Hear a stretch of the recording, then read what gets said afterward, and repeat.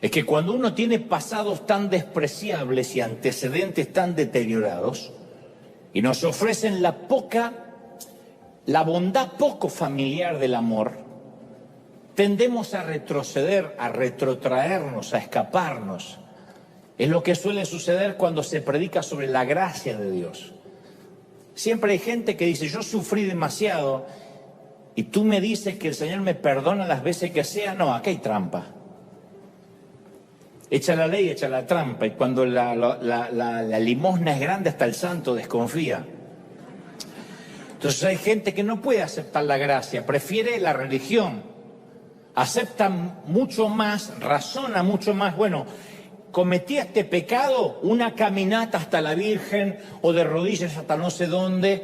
O si está en una iglesia protestante le dice a sentarse en el banco hasta que dé frutos. Eso lo entendemos más. Cuando Dios dice, no, solo arrepiéntete y ya. Decimos, no, ¿qué pasó? ¿Qué pasó? ¿Dónde está la trampa? No hay trampa. Pero nos parece poco familiar ese amor. Decimos, ¿y por qué? Esa es la triste consecuencia de tener baja autoestima. Gomer, a pesar de todo lo que tiene, comienza a alejarse de Oseas. Al principio no se notaba, pero de poco a poco se fue deslizando, se fueron desconectando, hasta que fue tarde.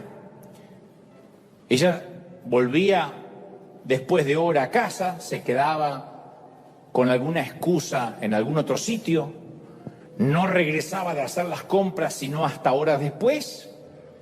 Él notó que ella volvía a tener una mirada distante. Sabía Oseas que la última vez que la abrazó, ella estaba gélida, fría. Y él pensó que había percibido en ella el olor de otro hombre, pero no se lo permitió creer. Dijo, no, después de que yo invertí tanto amor, que ella me sea infiel y me falta el respeto, no. A ningún hombre le gusta pensar que su amor no es suficiente. Pero poco a poco ella parecía como más incómoda en un lugar cómodo, que es lo que nos empieza a pasar a nosotros cuando empezamos a ser infieles a Dios, que estamos en un lugar cómodo, pero cada vez nos sentimos más incómodos hasta que un día dejamos de congregarnos y decimos, ¿pero por qué? Y porque la infidelidad, o sea, la fidelidad de Dios no correspondida y nuestra infidelidad hacia Él hace que se genere una incomodidad. Y esto suele suceder cuando tenemos un pasado disfuncional, que lo primero que pensamos es que no somos dignos de ser amados. No estoy justificando a Gomer, digo que es muy probable que ella dijera, yo no me merezco esto, Oseas se merece una mujer mejor. Al menos una mujer que le dé hijos legítimos. La cosa es que finalmente Oseas llega un día a casa y Gomer ya no estaba. Su ropa todavía estaba en el armario, sus pertenencias estaban en el tocador. Todo estaba en su sitio, pero ella se había ido. Ella estaba encadenada a su pasado como un animal abusado, atrapado en la parte trasera de la casa. De algún modo, Oseas presiente dónde puede estar ella, pero le cuesta asimilarlo, creerlo, no lo puede procesar. Entonces Dios le habla y le dice, yo quiero que vuelvas a la zona roja, busques al proxeneta de Gomer, el que la está haciendo trabajar de vuelta, la compres y la traiga de nuevo a casa. Eso sí que es duro. Dios me dijo, ay, te quiero ver.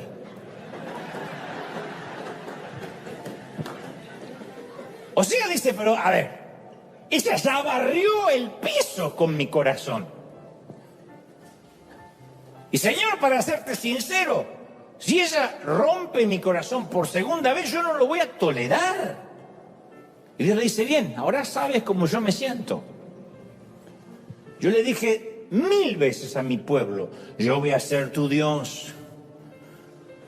Te amaré, cuidaré de ti, te alimentaré.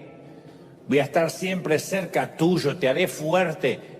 Y siempre me pagas con infidelidad. Apenas puedes, te vas tras dioses paganos. Apenas puedes, el sueño americano, el dinero, el crédito es más importante que yo, o las maratones de Netflix.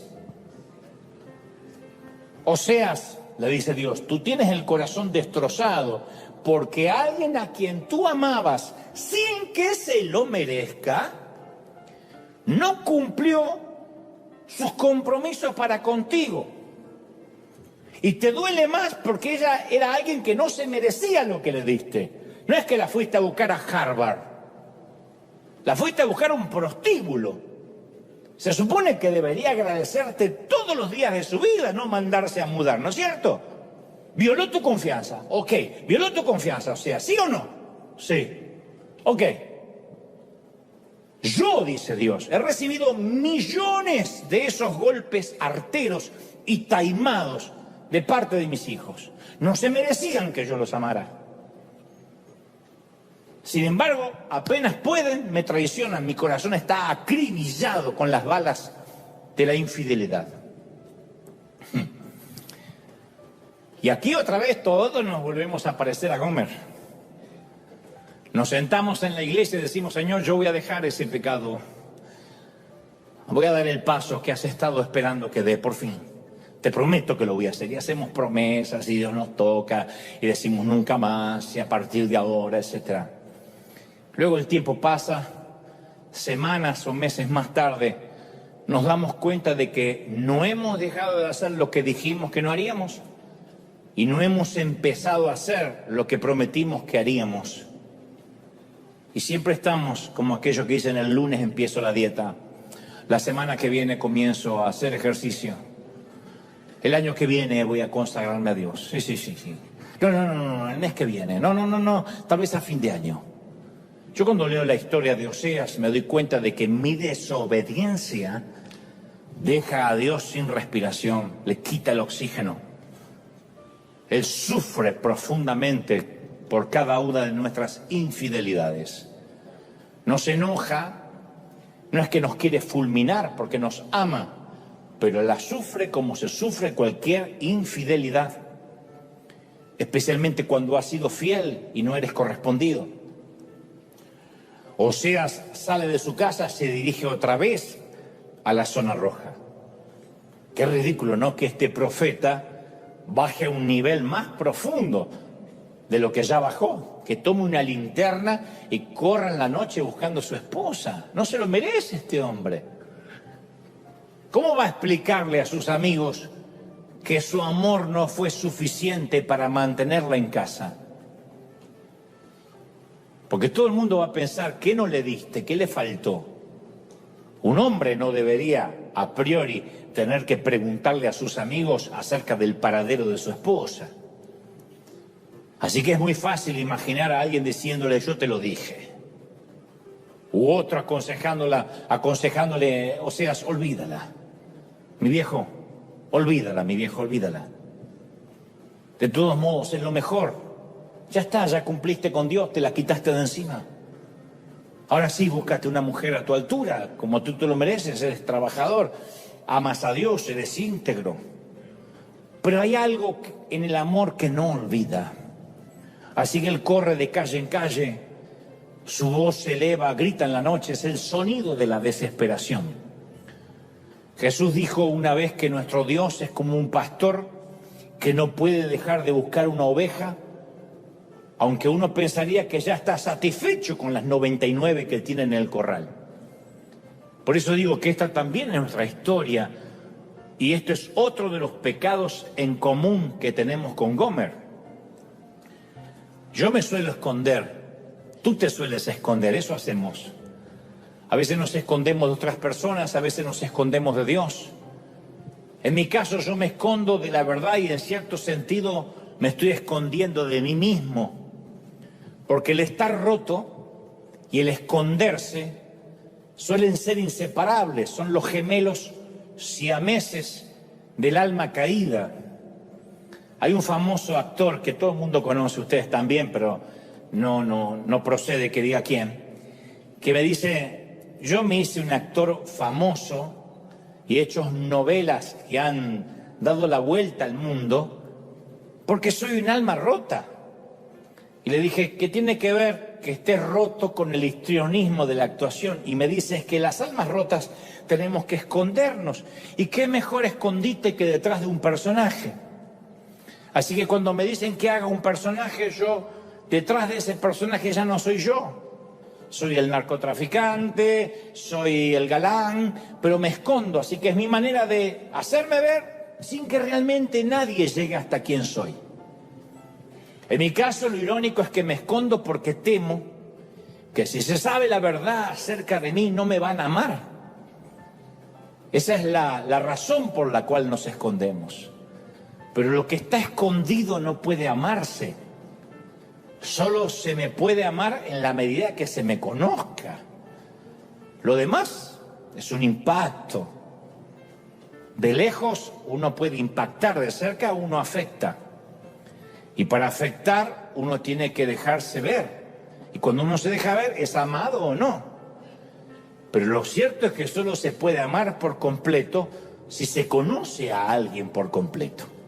Entonces, cuando yo escondo cosas de mí, estoy tratando de convencer a la humanidad que yo soy mejor de lo que soy. Por eso la autenticidad escasea tanto. Por eso no hay políticos auténticos, pastores auténticos, curas auténticos, rabinos auténticos, artistas auténticos. La autenticidad escasea. Porque si somos buenos escondiendo, tal vez no salgamos con la nuestra. Entonces la otra persona me puede expresar amor, pero siempre yo voy a escuchar una voz dentro de mí que dice, si supiera la verdad acerca de mí, si pudiera mirar los lugares escondidos de mi alma, no me amaría. Entonces lo que hacemos, lo más sencillo, es generar un avatar, una versión edulcorada de nosotros. Y como si fueran los filtros de Instagram, vamos por la vida con filtros. Es como la mujer que se viste todos los días con fajas, rellenos en el busto, vestidos apretados, rellenos en los glúteos, medias que ocultan la celulitis, cantidades industriales de maquillaje. Yo te puedo asegurar que es una mujer que coqueteará mucho, pero nunca va a intimar con nadie. Ni menos va a dejar que la amen. Porque piensan, si me vieran desnuda se van a espantar. Pero entonces cuando pasa eso, aman a la persona que creen que eres. No aman al verdadero yo, porque en realidad no te conocen. Aman todo lo que rodea, el envoltorio, el packaging. ¿Alguna vez hiciste algo, no tienes que decir amén, espero, pero hiciste algo tan perverso, tan horrendo, que te perdiste el respeto a ti mismo? Y dices, es tan perverso que ni cuando le quiero pedir perdón a Dios lo quiero repetir verbalmente, no lo quiero articular. ¿Alguna vez tuviste una mancha de culpa que el tiempo parece que no puede borrar y siempre parece que cuando tienes un éxito te va bien? Hay como una herida donde se drenan, esa alegría se termina por diluir por esa culpa, que como dijo alguien, la culpa es un derroche de los sentimientos, porque no deja nada. Pero hay gente aquí que ha llevado una culpa por años. Yo sé que hay gente y personas que ahora dicen, sabes, yo tengo escondido en mi armario, detrás de abrigos y trajes, un esqueleto secreto del cual te avergüenzas. Todos tenemos esqueletos, solo que algunos los ocultan más que otros. Pero no es intencional.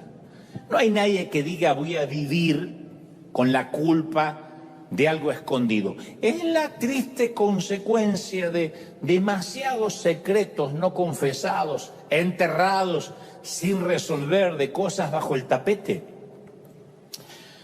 ¿Será posible que Dios pueda amarnos a pesar de todo eso? Bueno, hay que seguir con la historia entonces. Yo no sé cómo fue la propuesta de Oseas, ni el plan de conquista, porque la Biblia no lo revela, pero es probable que Oseas se haya acercado a la barra del bar del burdel y ella, viendo a un potencial cliente, quizá le preguntó si acaso le invitaba un trago.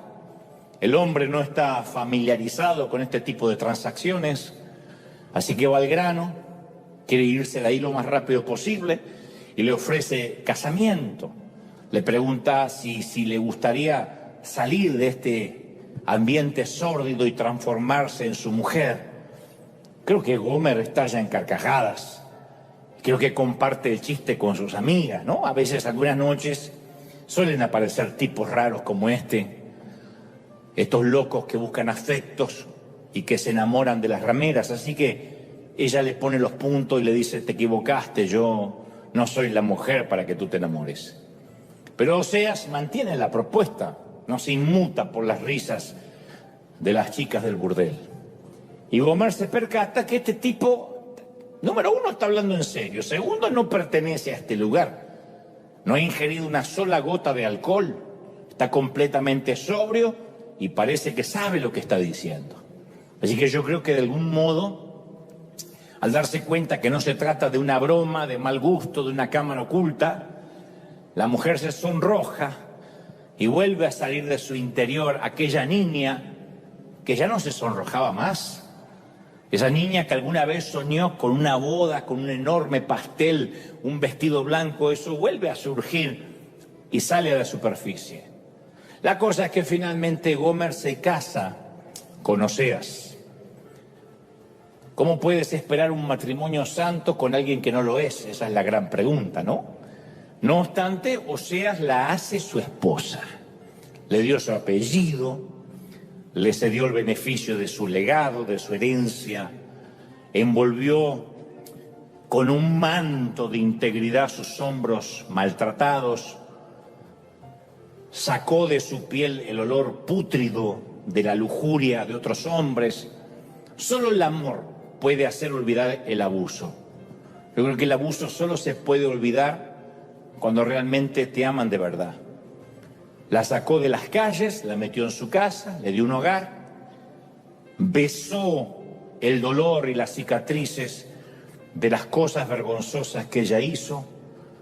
Nunca se las contó a nadie. Interpreto de que tampoco le preguntó nada a ella de su pasado. Dicen por ahí, en la cultura de los barrios, que los caballeros deberían no tener memoria y las mujeres no deberían tener pasado. Y este es el caso de Gomer, donde él no le hace preguntas. La cambió de lugar, que es todo lo que Dios también hizo por nosotros, que nos cambió de identidad, de barrio, de geografía, de apellido.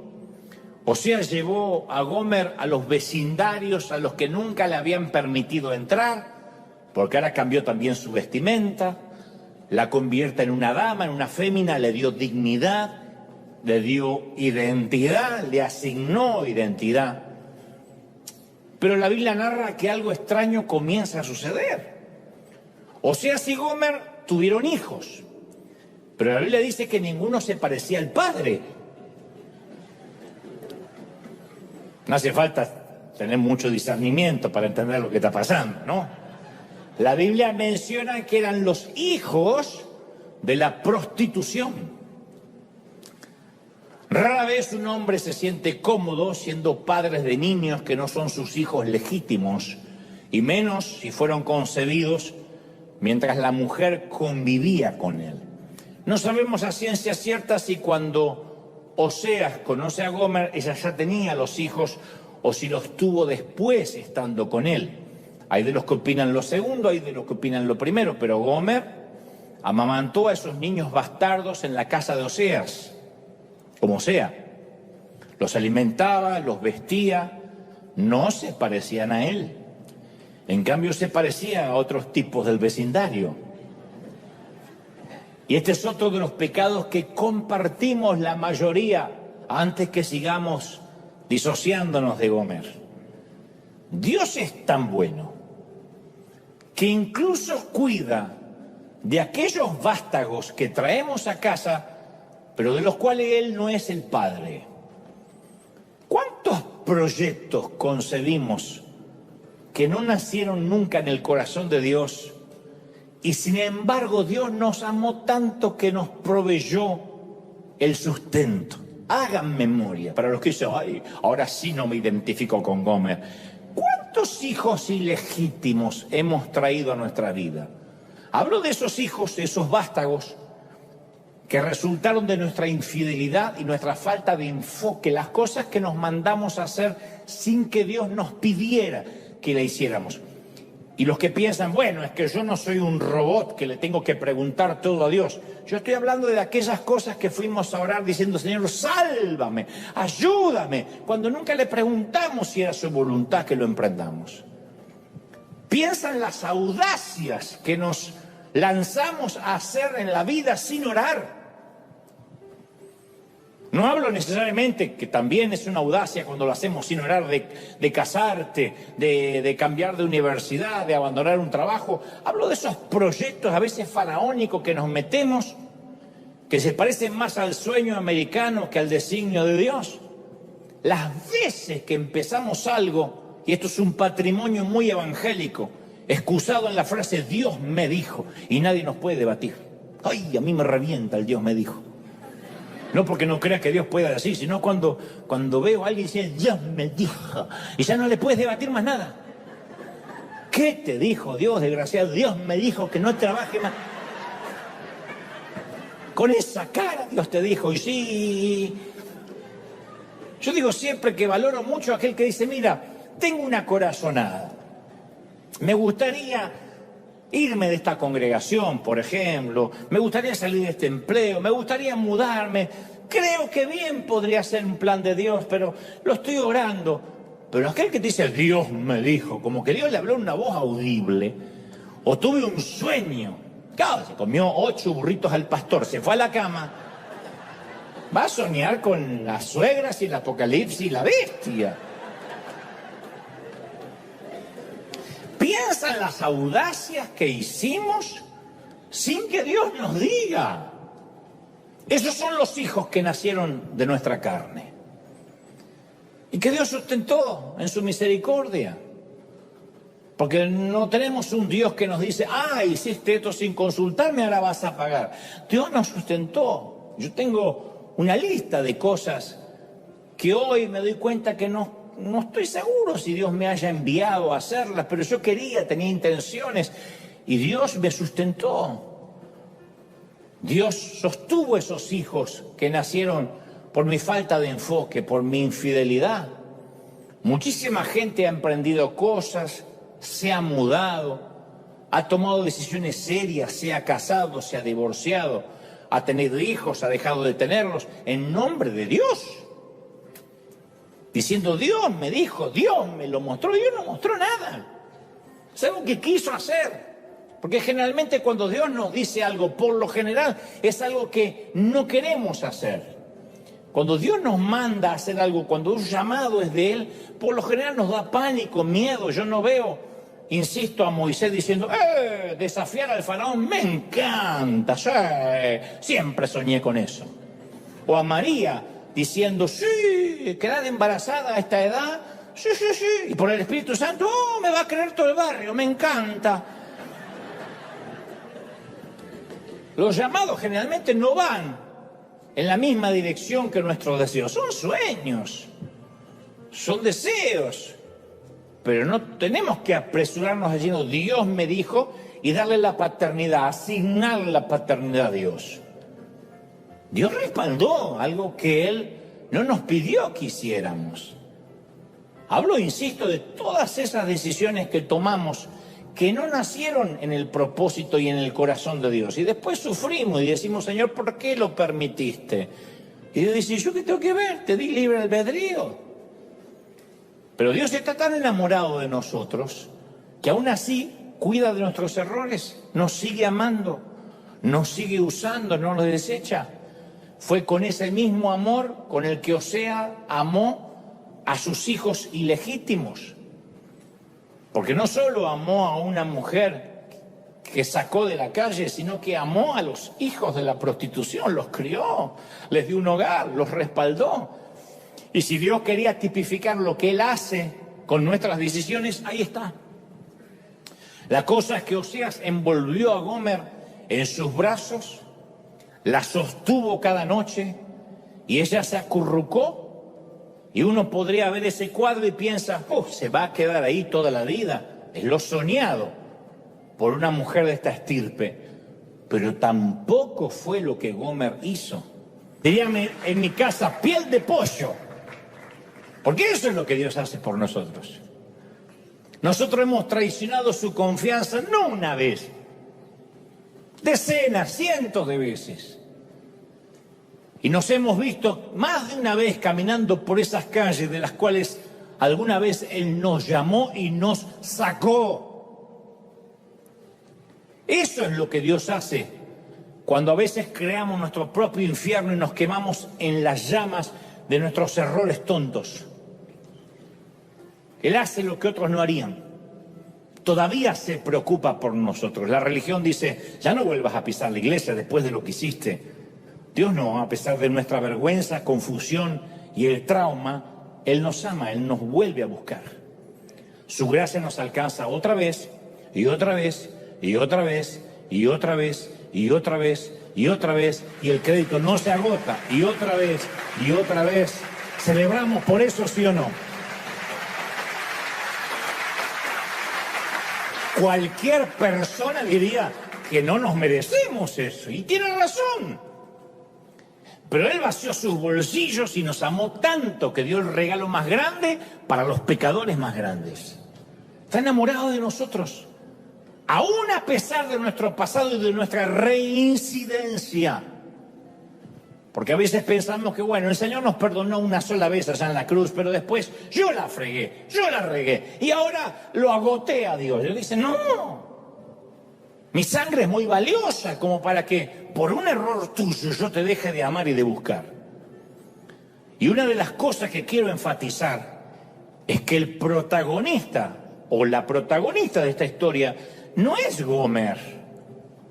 El verdadero Oscar de la Academia es para Oseas, cuyo amor se roba la película, el espectáculo. Es su amor la que saca a esta mujer del pasado. Es esa clase de amor que solo Dios puede dar. Ahora, cualquier religioso nos va a abandonar en la mesa de esclavos. Que paguemos por la infidelidad, eso hace la religión, paga por lo que hiciste. Cometiste una infidelidad, un abuso, una violación, un aborto y quieres que te felicite, no, paga. Y a un amor tan escandaloso como el de Oseas lo llamarían pecado, les daría asco. Pero es mucha responsabilidad, y lo entiendo, pedirle a un religioso que se encargue de otorgar gracia. ¿Qué va a otorgar gracia si apenas puede dar misericordia? Esa clase de amor, para sacarnos de nuestro pasado, solo Dios la tiene. Una y otra vez, una y otra vez. Y nosotros no entenderíamos la escandalosa gracia si no hubiera historias como esta. Solo Él puede redimirnos de nuestro pasado. Él nos ama más allá de nuestros errores, quita el lodo, los errores y nos ve. Nuestro pecado no nos define para Él. Dios nunca nos llamaría el borracho, la adúltera, la loca, la chismosa, el ladrón. Nunca, nunca. ¿Por qué? Porque yo soy padre y tampoco definiría a un hijo con un adjetivo descalificativo.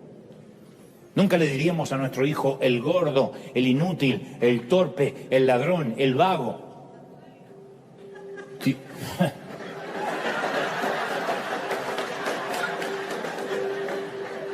Este es un Dios que cree en la persona menos prometedora. Oseas recuperó a su esposa, la llevó a casa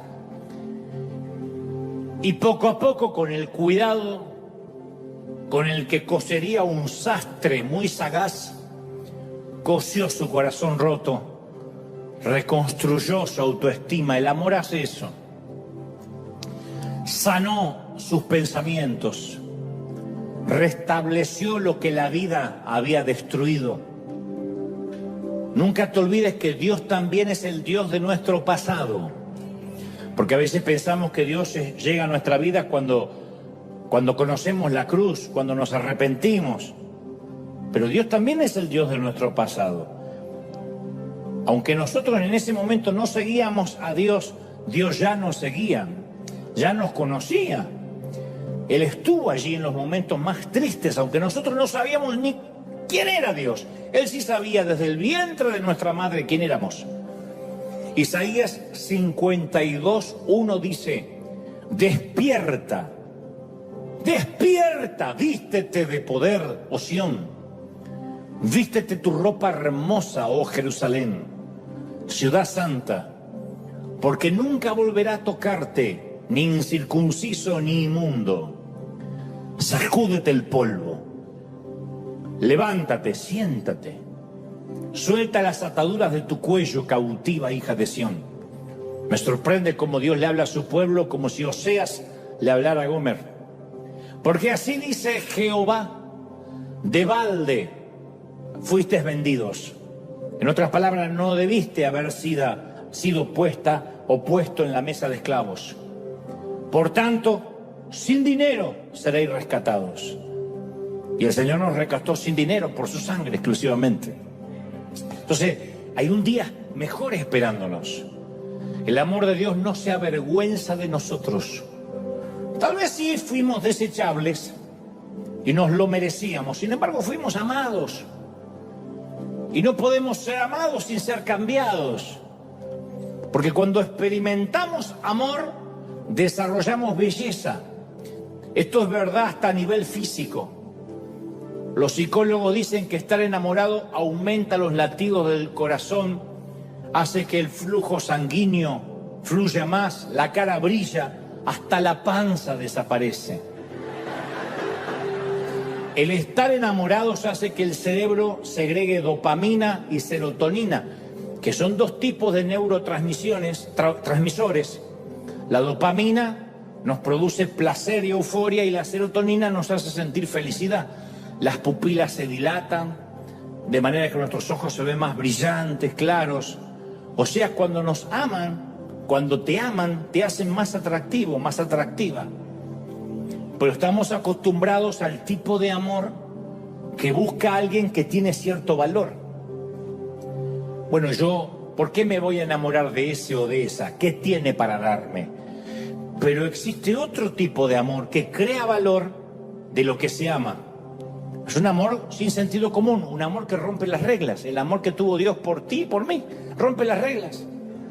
Y como dije al inicio, a pesar de lo irracional que pueda parecer, Dios suele desafiar, frustrar, desconcertar nuestros preceptos culturales, nuestros sesgos, nuestros sistemas de creencias, mediante métodos poco convencionales. Y Él nos ama de una manera escandalosa. Pablo lo definió así en Romanos 5:6, dijo: difícilmente habrá quien muera por un justo. Bueno, dice Pablo después, tal vez aparezca alguien que se atreva a morir por una persona buena, no lo dudo. Pero Dios demuestra su amor por nosotros en esto, en que cuando todavía éramos pecadores, Cristo ya murió por nosotros. No esperó que nos arrepintamos. ¿No es fabuloso? Voy a morir por esa prostituta. Así que no ocultemos nada. Dios está consciente de todos nuestros secretos y nuestros esqueletos en el armario. Y lo que es aún mejor, está dispuesto a romper todas las reglas religiosas tan solo porque nos ama demasiado. No hay un solo día que no deje de pensar en esto. Nos ama demasiado el Señor. No sabes cómo te ama el Señor, princesa. No sabes cómo te ama el Señor, príncipe. Vamos a celebrar al Rey de Reyes por este mensaje. ¡Cómo nos ama el Señor! ¡Aleluya! Dale un aplauso grande. Celebra, celebra. Celebra al Señor de señores, al Rey de Reyes. Nos ama el Señor. Bendito eres. ¡Aleluya! ¿Nos ama el Señor, sí o no? Nos ama demasiado. Y de tal manera que nos da segunda, tercera, cuarta, quinta, sexta oportunidad. No te rindas, porque el Señor no se rinde contigo. Sé que hay muchos que pueden haber entendido el mensaje mal e irse con culpa diciendo: yo soy súper infiel. Espero que no, espero que el Espíritu Santo te haya dado luz para entender que la infidelidad, aunque le duele a Dios, aunque lo deja sin respiración, no varía lo que Él te ama, no mengua lo que Él siente por ti. Te ama el Señor demasiado y no está dispuesto a perderte.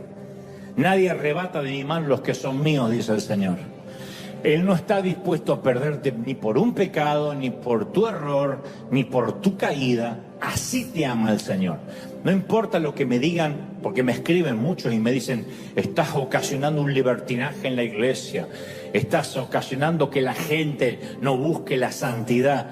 Pero cada vez que voy a las Escrituras y veo a Jesús con ojos nuevos, Él habla de gracia, de gracia, de gracia, de gracia, y por eso lo llevan a la cruz. Pero Él habla de gracia, gracia escandalosa, gracia inmerecida. ¿Alguien lo recibe, sí o no?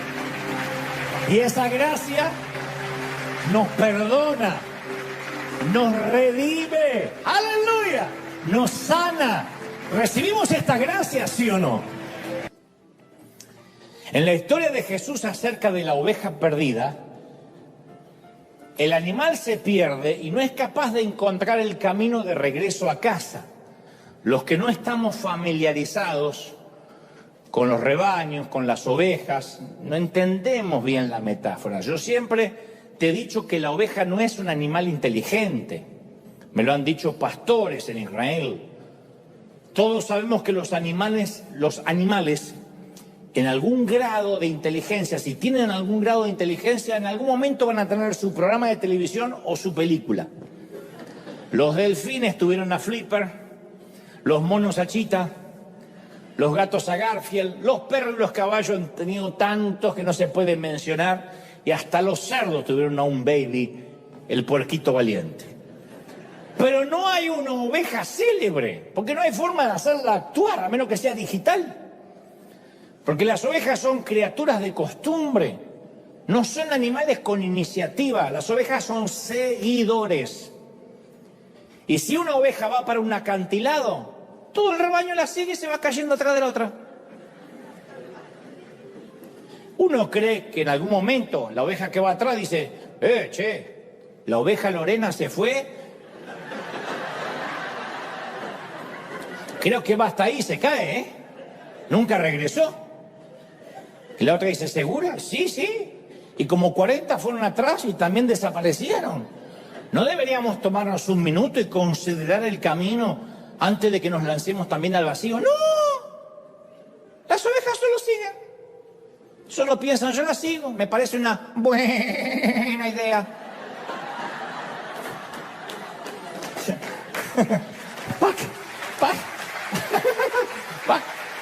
Y van cayendo.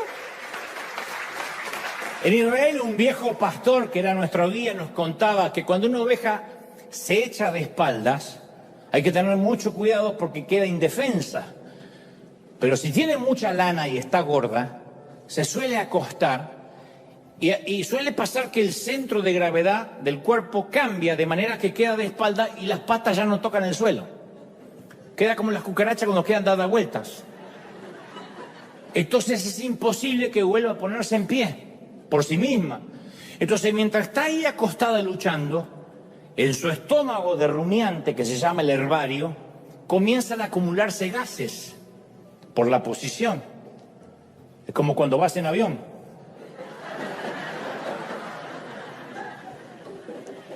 Que baja del avión, te quieren saludar y dices: espera, ¿qué pasó? Te llenas de gases por la presurización. Bueno, la oveja también se presuriza.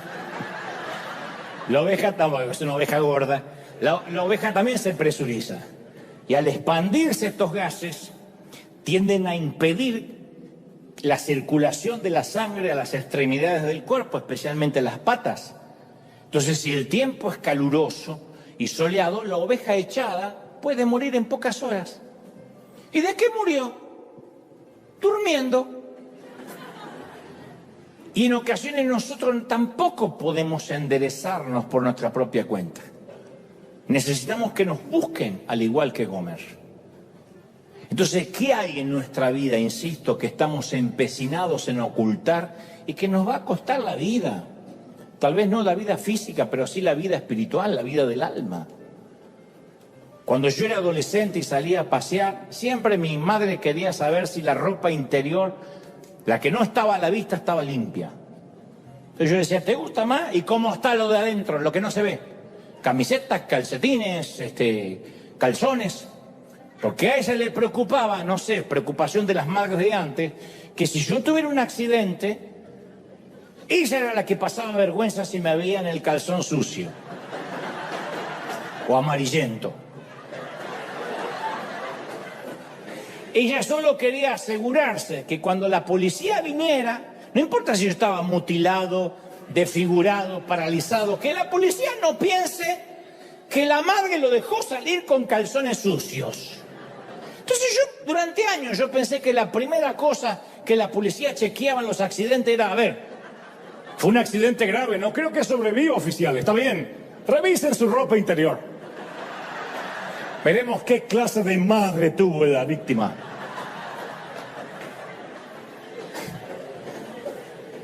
Pero Dios siempre va a hurgar en nuestro interior, y no me refiero a nuestra ropa interior, sino a todo aquello que intentamos ocultar. Dios sí hurga.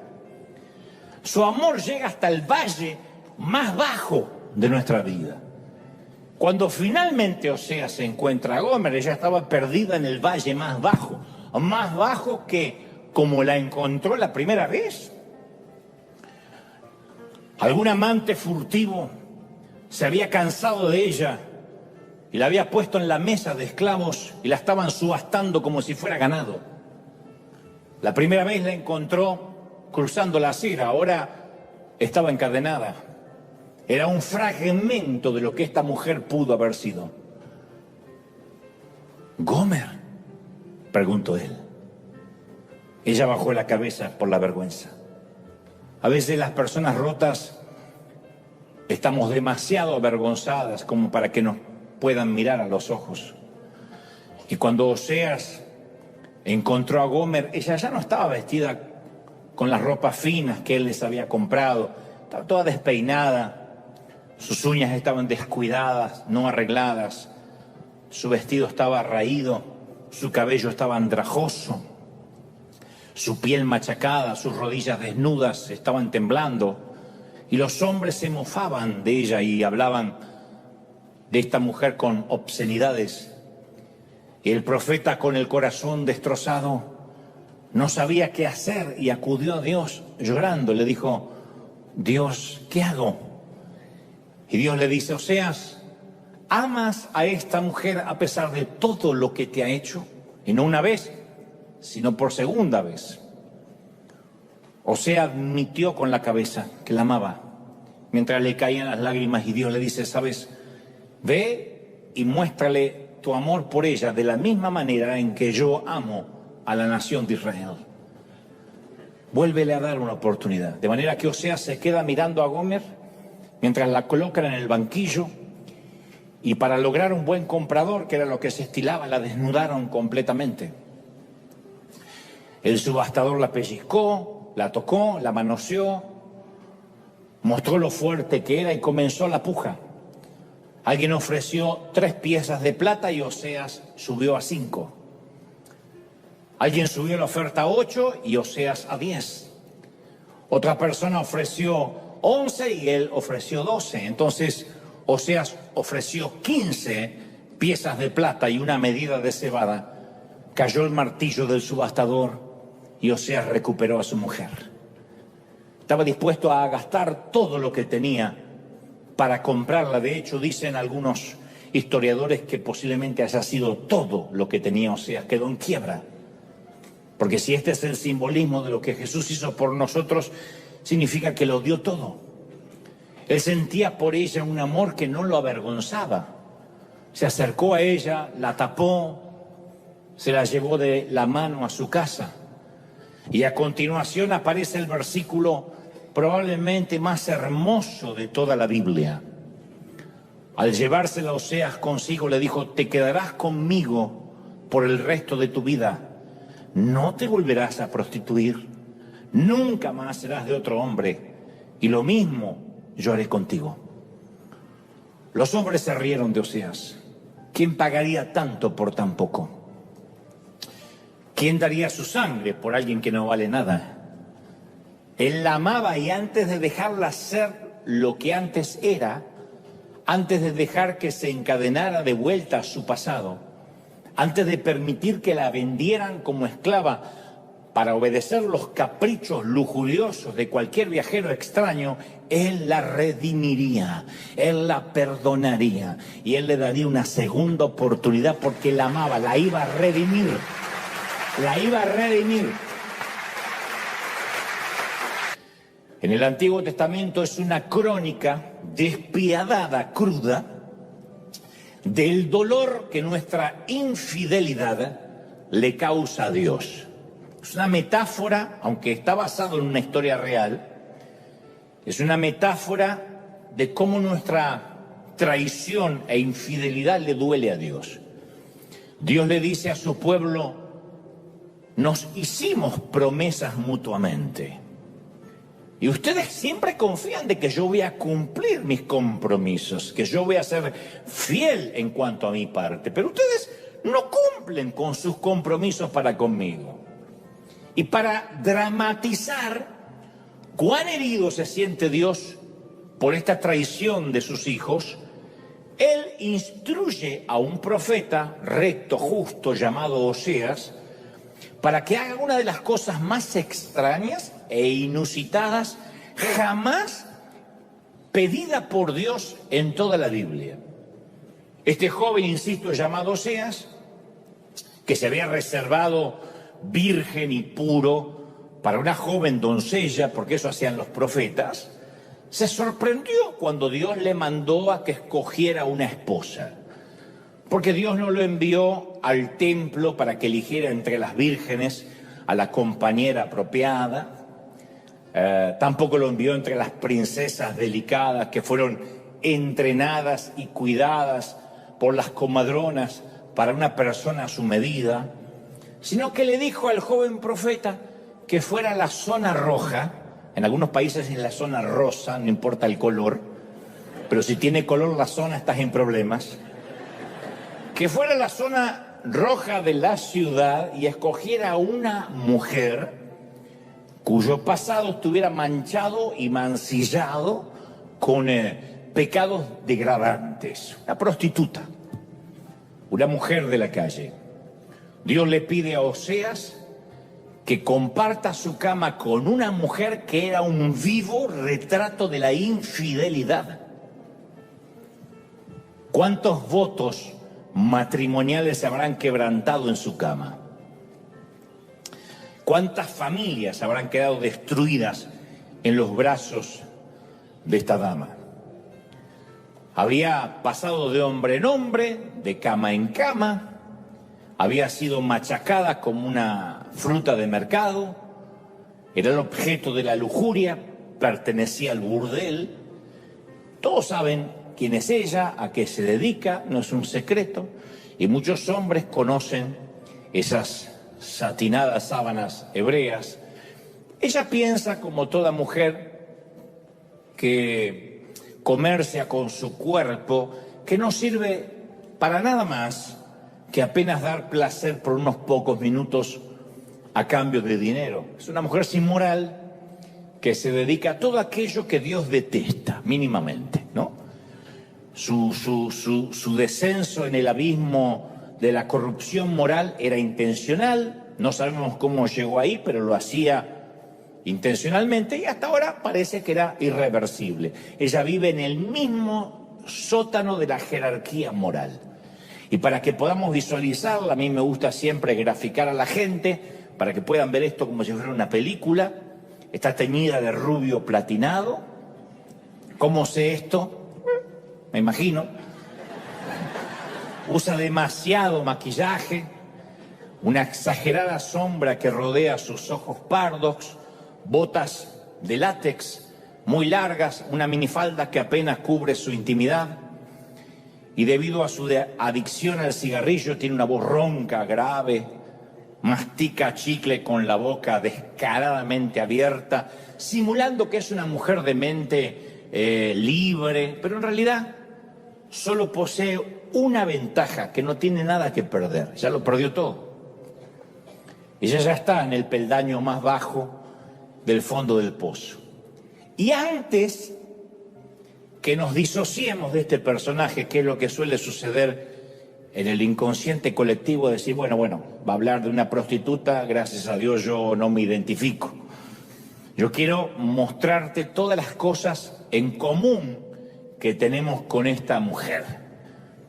Para empezar, todos alguna vez estuvimos en su lugar, todos. Puede que no vendamos nuestro cuerpo, pero todos en algún momento hemos vendido nuestra lealtad, nuestros principios, nuestros dones, nuestros talentos, hemos comprometido nuestras convicciones.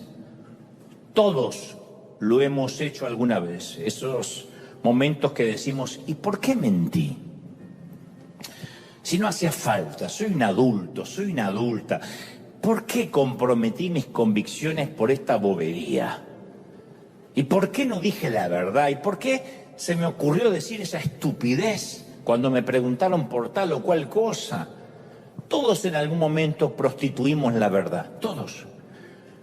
Todos en alguna ocasión hemos dicho yo he pecado demasiado, he fracasado demasiado, me he tropezado con demasiada frecuencia. Bueno, tal vez nuestro pasado, insisto, no sea tan truculento como esta dama, pero en algún momento nos hemos sentido en el fondo del basurero de la sociedad. En primera instancia, cuando uno regresa a esta historia, pensaría que este es un ejemplo de obediencia debida. Obediencia debida se usa en las cortes militares cuando no se puede juzgar a un soldado por cometer, por ejemplo, un crimen si fue la orden de alguien superior. Se llama obediencia debida. Al menos, no digo que no se lo condena, pero al menos tiene cierto meritorio o cierto atenuante, porque dice yo cumplía órdenes de mi jefe, de mi capitán, de mi sargento. Uno pensaría que Oseas está haciendo eso, obediencia debida. Obedece con asco y con asco va a buscar a una mujer de la calle.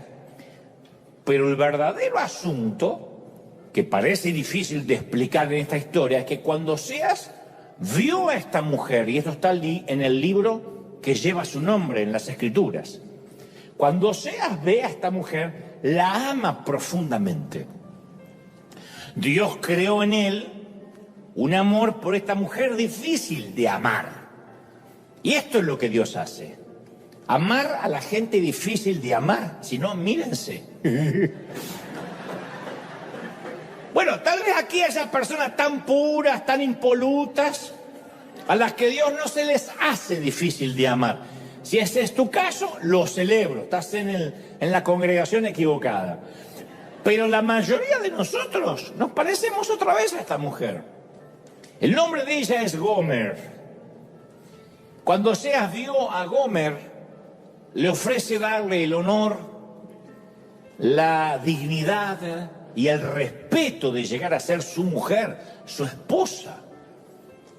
Y a los que les gusta tener el recetario de cómo Dios actúa, de qué Dios le agrada y qué es lo que no le agrada a Dios, obviamente opinaban que Oseas estaba cometiendo no solo un pecado mortal, sino un error irreparable, irreversible. Y además, ¿a quién podía contarle Oseas que se había enamorado de una prostituta y por orden de Dios encima? ¿Qué consiervo le creería? ¿Con quién habla uno esas cosas en las cuales no tiene a nadie para imitar delante?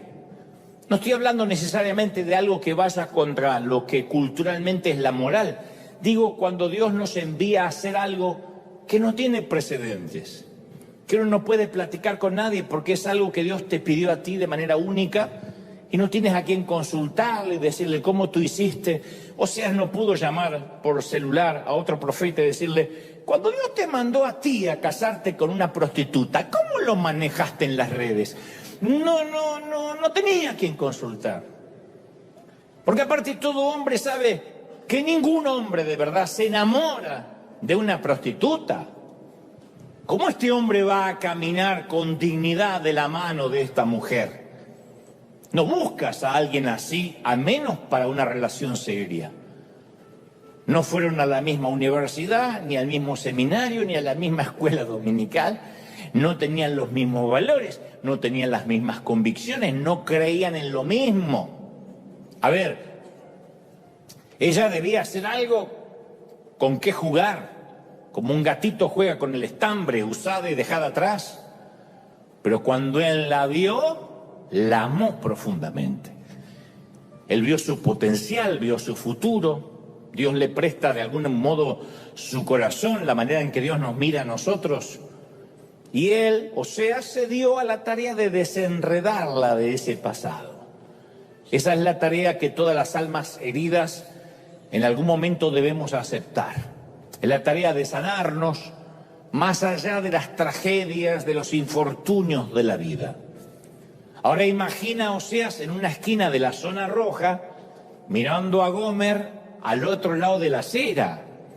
Ahí está su futura prometida, exhibiéndose, ofertándose, vendiéndose. Ahí está en la sección de descuentos de la degradación. Y Oseas no la ve como una prostituta, la ve como su esposa.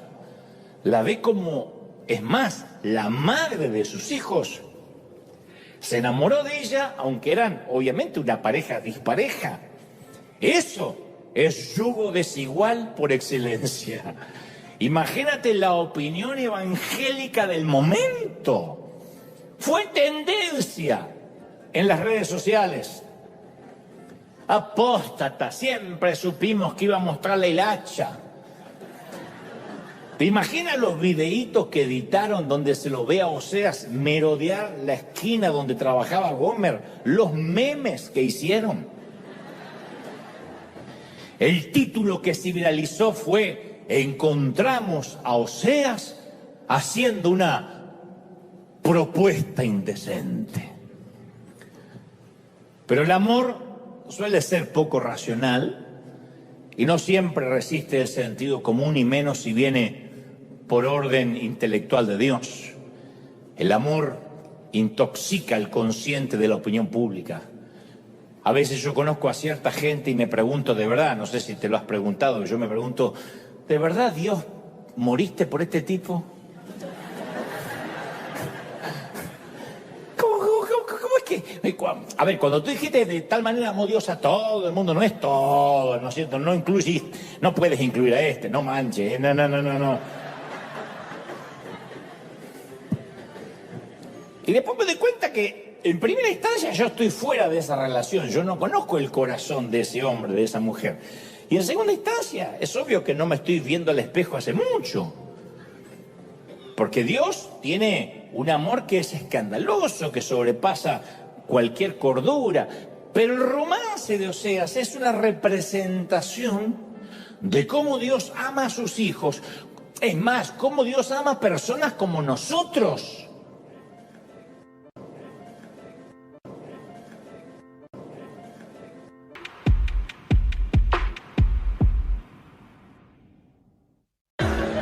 La abuela no quería aceptar que algunas cosas, a pesar de lo hermosas que habían sido, ya no eran útiles.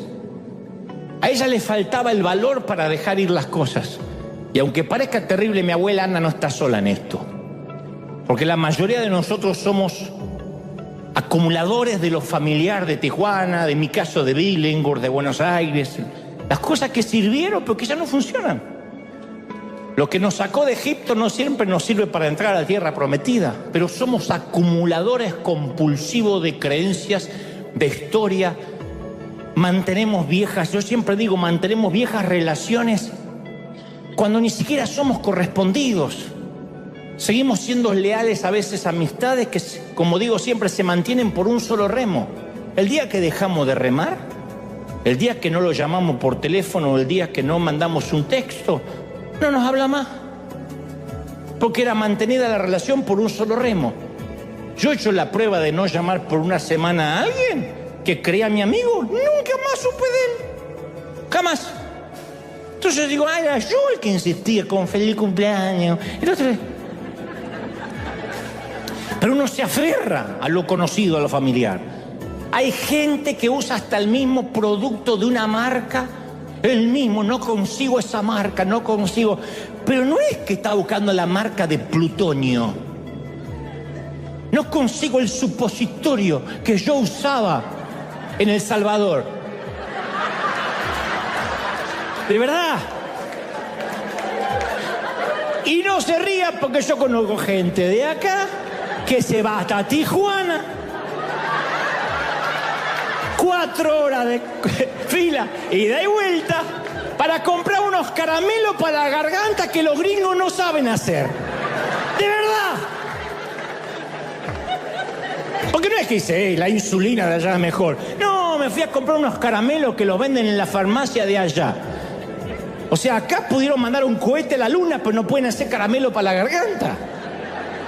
Y argentino también. Yo me traigo el dulce de leche de Argentina porque las vacas de acá no saben hacer ese tipo de dulce.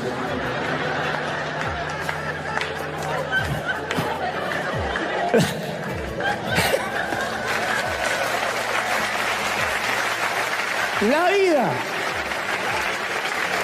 está llena de rutinas, de ritos. Entonces no se puede recoger nada nuevo con las manos llenas. Hay que tomar decisiones y soltar.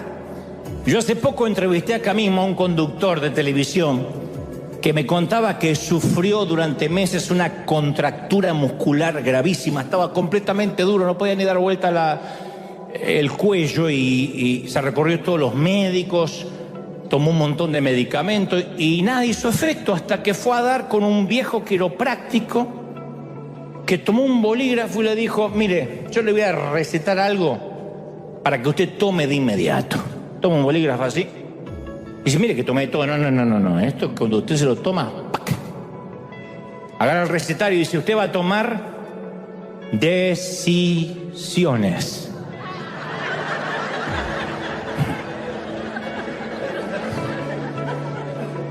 Y dice, ¿qué te puede decir? No, ni idea, mi amigo. Eso lo sabrá usted.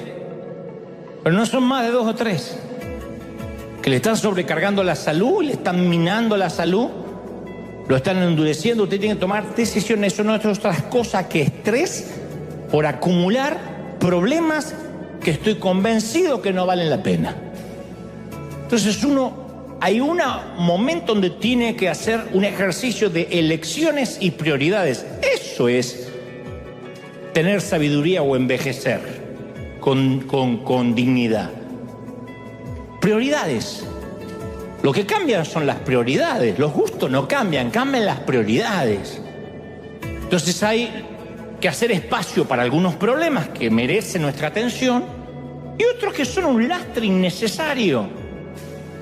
Uno habla del pecado e inmediatamente todo el mundo se identifica. Uy, la lujuria, la envidia, los celos. Ahora uno habla del lastre y dice, bueno, el peso, ¿qué es el peso? Y el peso es todo lo que distrae. Los aviones no vuelan sin comprobar el peso de su carga. Porque si no vuelan demasiado alto, gastan más gasolina. Entonces, cuanto más alto uno decida volar, menos peso podemos transportar. Y esto equivale para la vida. Uno de los principios de la sabiduría es elegir qué batalla vamos a pelear y qué definitivamente va a volar fuera de nuestro radar. En esto no me voy a meter. Hay problemas que no nos competen y sin embargo es como que hay gente que se levanta a la mañana y dice, no tengo problema, ¿dónde puedo conseguir uno? Y van y buscan. Y una vez te dije, ¿qué parte del peso que arrastramos de nuestro Tijuana es la que hay que dejar? A veces es una deuda emocional, que los hispanos tenemos mucho, ese famoso síndrome que yo hablo siempre de te estaré siempre agradecido, que suena noble. Caramba, que acá siempre hablamos de la honra. Pero nunca olvidemos que la herramienta es solo una herramienta. Uno le agradece al martillo, no le rinde homenaje. Entonces hay que honrar a quien nos bendijo. Pero en algún momento hay que decir, bueno, ya está, suficiente. Cuando uno termina de pagar una hipoteca o un préstamo, el banco no tiene por qué volvernos a llamar. Ya pagué. Y hasta algunos nos hacen sentir hasta la obligación moral que si nos va bien lo tenemos que repartir con ellos. Si te va tan bien, ¿por qué no dejas algo? Porque trabajé con partir lomo, porque Dios me bendijo, porque soy un dador, etcétera. Por eso insisto, para que Dios nos pueda llegar al futuro, nos pueda llevar, tenemos que reconocer que ciertas relaciones fueron muy buenas para el viejo Tijuana, para el viejo Buenos Aires, para el viejo México, pero no para el sitio donde vamos. Uno no puede pasarse la vida aclarando malentendidos, sentimientos heridos, egos dañados. ¿Viste que hay gente, qué te pasa ahora? No, se me enojó la cuñada, y ya se me enojó el compadre, y ahora se me enojó, y siempre está aclarando y aclarando y aclarando, hasta que un día uno se cansa de aclarar. Y a medida que uno va creciendo, estamos obligados a refinanciar ciertas relaciones. Refinanciar, como un préstamo. Esto incluye a nuestros padres, uno los sigue amando, pero hay que refinanciar. No sé el caso de ustedes, pero en el otro servicio hay muchos hijos de madres psicopateadoras. Uno tiene que refinanciar la relación con los hermanos de sangre, no dejar de amarlos, refinanciar. Decir, no, hasta acá. Porque uno es el que maneja su propio presupuesto emocional, no me lo manejan los demás. Tú no permitirías que alguien te maneje tu presupuesto financiero. ¿Y por qué alguien maneja tus emociones? Alguien te dice algo, deja de decirte algo y ya tus emociones se desequilibraron. ¿De verdad el poder lo va a tener otro? Entonces a mí esto me resolvió la vida. Jamás, y esto no es anticristiano ni antiamor, pero jamás llames, jamás escribas o hables con alguien motivado por la culpa. Nunca.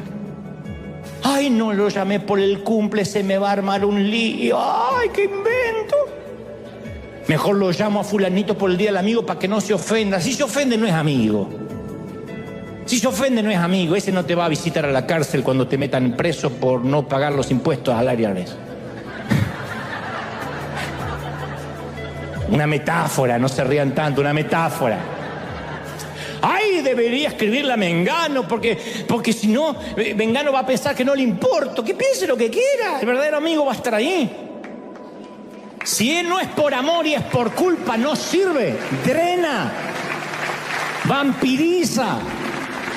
En cambio, cuando uno hace las cosas con el amor, se percibe. Entonces, nunca hay que permitir que sentimientos de otras personas manipulen nuestras decisiones.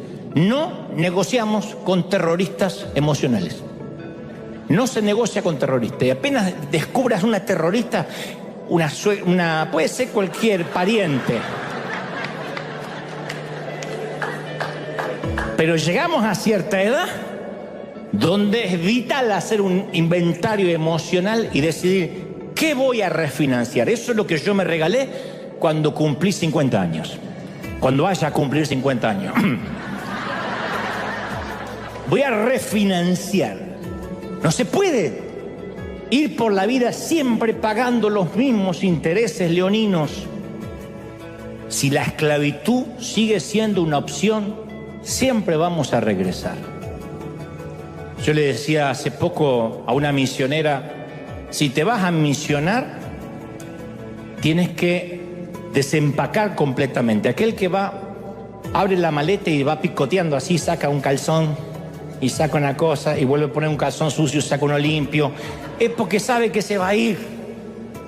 Pero aquel que pone todo en los cajones porque sabe que se va a quedar, la opción de que si las cosas se ponen mal me voy, es lo que hace que no tengamos raíces en nada. Imagínate un marido que se casa así, y yo me caso, si a los 3 meses estás una loca, yo me voy, o viceversa. Entonces, si siempre hay una forma de retirada, vamos a ser esclavos. ¿Cómo lo llamamos? Seguridad, comodidad, plan B. Pero yo lo llamo el viejo Tijuana. Kansas. Israel tuvo 370 años atado a la esclavitud. Grandes en cuerpo, débiles en espíritu para resistir. Lo más difícil es dejar las creencias, quitarnos el perno del entorno, de las cosas, y eso no le corresponde a Dios, ¿eh? El peso hay que despojárselo uno, no puede decir, Señor, quítame el peso, quítatelo vos. sácame de las redes sociales. Saca la bola, redes que le va a sacar Dios. Que se mueran los chinos que crearon el TikTok. No, hay que sacar TikTok del celular. Son los grilletes que nos distraen y nos impiden salir de los límites de Egipto. Israel tenía un comisario de tributos. El objetivo no era hacerlos trabajar, sino destruir sus espíritus. Querían doblegar a toda una raza para que generación tras generación sirvieran a sus captores. Como dijo Al Pacino, interpretando al coronel Slade en la famosa película del 92, Perfume de Mujer. Él dijo: en la guerra tuve muchos muchachos y los vi amputados de uno y hasta dos de sus brazos. No hay nada tan cruel como un espíritu amputado, porque no hay prótesis para eso. No hay prótesis para un espíritu amputado. Por mucho que vayas tras el sueño americano, por mucho que te vayas a los Estados Unidos, a Europa, con un espíritu amputado vas a ser un esclavo donde vayas. A menos que uno corte con el pasado definitivamente, queme las naves. ¿Qué nos impide dejar Egipto? Hebreos dice: despojémonos del peso que estorba. Entonces, insisto, quitar el pecado es más sencillo, uno se arrepiente y ya. Pero el peso, para el peso hace falta valentía. Más cuando hoy en día es una ofensa salirse de un grupo de WhatsApp. ¿Por qué se salió del grupo de WhatsApp de las madres? Porque estaba harto de las madres que comentan el gasecito del Matías. Pero no entiendo, hicimos algo, perdón, hicimos algo, y te empiezan a llamar porque te saliste del grupo de WhatsApp. Hay gente que podría orar, tengo que salir del grupo de WhatsApp de mi familia, no sé cómo, y salí. Entonces, cuando Israel fue libre, tuvo nostalgia por los sabores gastronómicos de Egipto. Ellos salieron de Tijuana, pero nunca se sacaron Tijuana de adentro. Nunca se sacaron Argentina de adentro, que salieron de Argentina. Y Números 11:5 dice: ¿cómo echamos de menos lo que comíamos en Egipto? Comíamos pepinos, melones, cebolla, ajo. No importa que eran esclavos, ellos extrañaban lo que comían como esclavos. Entonces hay aromas que a veces regresan y nos dan nostalgia de tener eso que ya no va a ser. Y los aromas están conectados con la memoria emocional o no. Y ese ajo y cebolla para los esclavos nunca fue gratis. Es como internet, como la red. Si algo en internet es gratis, es mentira, es porque tú eres el producto. La comida de Egipto era gratuita, pero para mantenerlos fuertes para la esclavitud. Entonces es hora de quemar las naves, mi amiga, mi amigo. En cierta ocasión Jesús dijo: nadie que mire atrás después de poner la mano y los ojos en el arado es digno del reino de Dios. Hay que prender fuego el pasado, no hay opciones. Si queremos un buen futuro necesitamos un pasado en llamas. Pero la gente nos juzga basado en lo que fuimos y no en lo que somos. Y mucho menos en lo que podemos llegar a ser de la mano de Dios. Mucho menos. Entonces nos juzga por lo que nos conocen. Y esas relaciones nos mantienen aferrados a Tijuana. Y parte del lastre que resistimos de dejar y que nos llevamos al viaje de la vida, también es esa gente que ven dónde estás ahora, pero no se acuerdan todo lo que tuvieron, no saben lo que tuviste que hacer para estar donde estás ahora, o no tienen ni idea de tus procesos, de tus batallas. Ven una foto tuya en la casa y dicen: qué lindo en Yanquilandia, qué fácil. No saben que tuviste 8 trabajos para poder pagarla. La gente ve nuestra tierra prometida, pero nunca conocen ni quieren conocer nuestros desiertos. Y nadie puede apreciar la magnitud de nuestro éxito si no ha visto la ferocidad de nuestras luchas. Y caramba, que la mayoría de los que están acá se han roto el lomo, han trabajado, han tenido que separarse de sus seres queridos, han tenido que renunciar a jugar con los chicos porque este es un país donde uno no se puede colgar del cable y tengo DirecTV gratis, me agarro el gas y me copio. Gloria al Señor por todo lo que me puedo colgar. Esto no pasa. Pasarán otras cosas, pero esa no. Y si uno se retrasa la renta o el alquiler un día, al otro día está SWAT sacándote. En nuestros países uno se puede quedar 7, 8, 10 años sin pagar. Porque simplemente no contestamos la puerta. Acá viene SWAT y se sacan inmediatamente o comenzaremos a disparar en la cabeza y uno tiene que irse. Pero te ven y dicen, ¡ay, qué fácil! A mí me dicen siempre, ¡qué fácil, Dante, que puede hacer muchas cosas! Pero claro, tiene los recursos. Y yo digo, ¿no será que tengo los recursos porque siempre hice muchas cosas? ¿No será que trabajé? ¿No será que me esforcé, que le creí a Dios? Porque yo también nací en el mismo Tijuana y sin recursos. Cuando yo nací en San Martín, Buenos Aires, y nací, no le dijeron a mi mamá, señora, le acaba de nacer un hijo con recursos.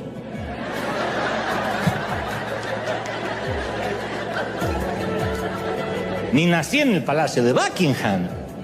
Entonces, como dijo una famosa conferencista, Brené Brown, si no estás en el ring, si no estás en el cuadrilátero recibiendo una paliza de tanto en tanto y solo estás criticando sentado en los asientos baratos del teatro, no estoy interesada o interesado en los comentarios sobre mi vida. Punto. Si no te peleaste palmo a palmo con la vida. Entonces hay mucha gente que no conoce de dónde venimos y el precio que tuvimos que pagar. Y seguramente habrás escuchado este dicho, hay que quemar las naves. A un gran conquistador hace mucho tiempo iba a enviar a sus tropas contra un enemigo poderoso cuyos hombres le eran mayor en número, embarcó a sus soldados, navegó hacia el país enemigo, desembarcó y dio la orden que quemen las naves o los barcos que lo habían llevado hasta ahí. Y al dirigirse a sus hombres dijo, ved cómo los barcos se convierten en cenizas, en humo. Esto significa que no podemos dejar estas playas a menos que ganemos. No es retirada, o vencemos o morimos. Ese gran conquistador fue Hernán Cortés y la gran batalla fue la conquista de México. O sea, prendió fuego lo que podía ser una opción de retirada. Le sucedió a Israel al salir de Egipto. Y eso es lo que llamo un incendio intencional. Es decir, hay cosas que están buenas y otras que no están buenas. El pasado es lo que hemos hecho, a donde hemos estado, quiénes somos. Y cada día tenemos que escoger entre vivir en ese pasado o crear un futuro.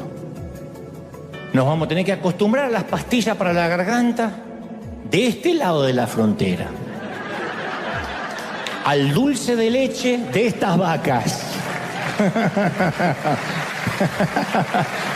Ahora, no es un camino fácil, porque uno se aferra a lo conocido, se aferra a lo que tiene, y a veces ahí, insisto, hacemos una extensión del pasado, y en algún punto de nuestra vida tenemos que poner en un altar todo lo que conocemos con la promesa de un futuro que no conocemos, pero esa es la vida. Eso es casarse. No podemos decir, yo me voy a casar, pero si las cosas salen mal me voy con mamá. Yo sé que algunos lo hacen, pero eso no es casarse. Hay que quemar a la vieja, hay que quemar lo viejo. Dicho esto, yo no te voy a mentir. Hay dolores de la infancia que nunca se van. Si algún predicador te dice por ahí, no, todos los dolores se van, es un timador.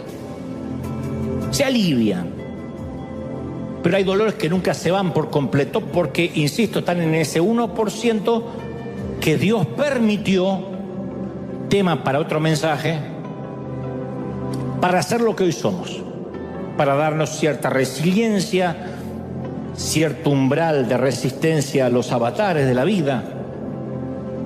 Olvidar no es adquirir amnesia. Uno puede recordar el dolor, pero que ese dolor ya no viaje con nosotros. Que ese dolor no nos acompañe a todos lados. Las cicatrices son una belleza especial. A mí me gustan ver cicatrices. Porque quien no tiene ninguna herida significa que no peleó nunca una batalla de las buenas.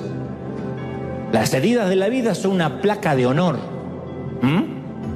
Son como las marquitas de la cesárea de una mamá, que hablan de que ese mapita que ahora aparece en su panza es que parió, que dio a luz hijos. Las marcas, sean cual sea, siempre son buenas. Hay un viejo chiste malo que relata que un día se juntaron varios gringos machotes para presumir su cicatriz. Se lo deben conocer. Uno de ellos se levantó la camisa y dijo: esta cicatriz me la hice peleando cuerpo a cuerpo en Kansas City. Y ahí mismo se levantó otro la camiseta y dijo: esta marca me la hice en una balacera con la policía en Dallas City. Otro hizo lo propio y dijo: Oklahoma City.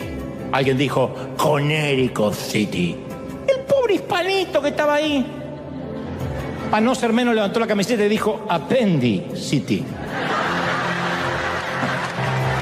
Es chiste malo, pero había que ponerlo en alguna parte, ¿no? Pero las heridas marcan que no nos rendimos, que peleamos.